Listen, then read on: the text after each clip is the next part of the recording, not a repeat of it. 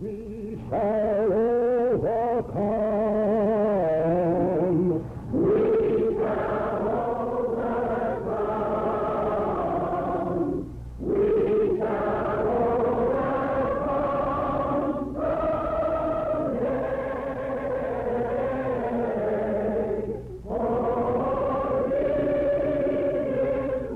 Just 100 years after Lincoln signed the Emancipation Proclamation that freed the slaves, 200,000 people converge on the nation's capital to rally for civil rights.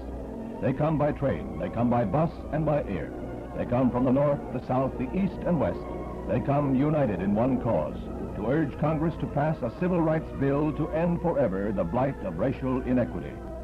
This great throng with a cause gathers on the mall that stretches from the Washington Monument toward the Capitol. From the break of dawn, they filter into the city.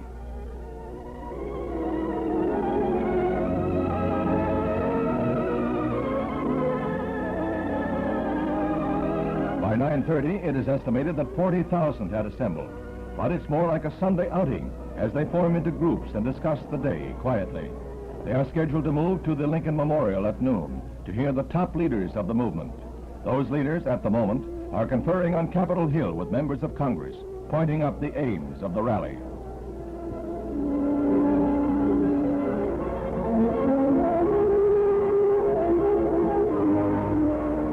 By 11:30, there are more than 200,000 thronging the mall, a crowd that is bigger than the most optimistic forecasts.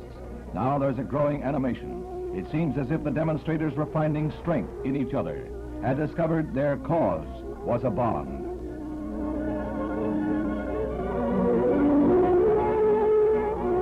The crowd became impatient to get started, and they moved toward the Lincoln Memorial before the scheduled hour. They move with good humor, laughter, and song. Few realize that in a sense they are participants in an historical day. It will become part of the American scene that today's gathering is the largest in Washington's history. The men who organized the rally walk with springing steps toward the speaker stand. On the left, Roy Wilkins with A. Philip Randolph. They have fought their fight all of their adult lives. In the van is Martin Luther King, who has been jailed 12 times on racial issues. Others on hand include Walter Reuther, head of the auto workers.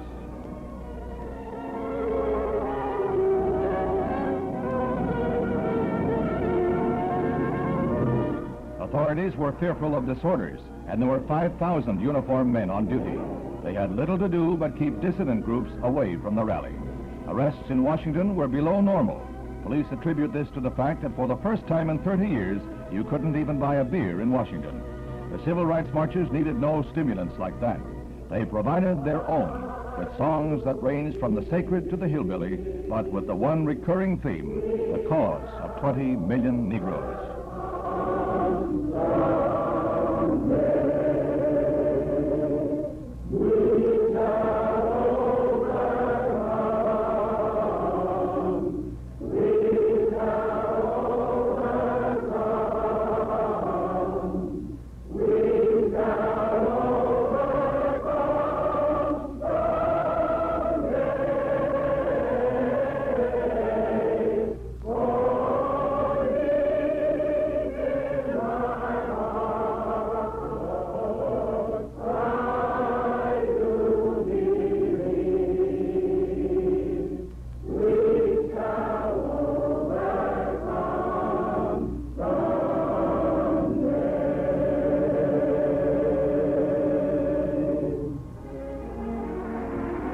The crowd assembled around the reflecting pool before the Lincoln Memorial occupies every inch on the lawns and under the trees, and there's a great swell of cheers to welcome Martin Luther King to the speaker's podium, a man who stands as a symbol of all they are fighting for.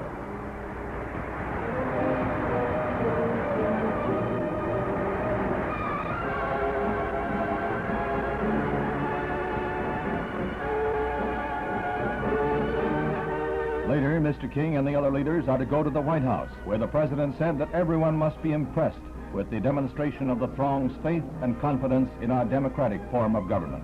However, he warned, there's a long fight ahead in Congress.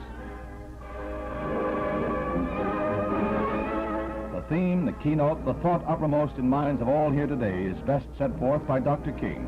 He sums up a day the Capitol will long remember. I have a dream that one day this nation will rise up and live out the true meaning of its creed. We hold these truths to be self-evident, that all men are created equal. I have a dream that one day on the red hills of Georgia, the sons of former slaves and the sons of former slave owners will be able to sit down together at the table of brotherhood. I have a dream. Washington, D.C., 1963. Democracy speaks in a mighty voice.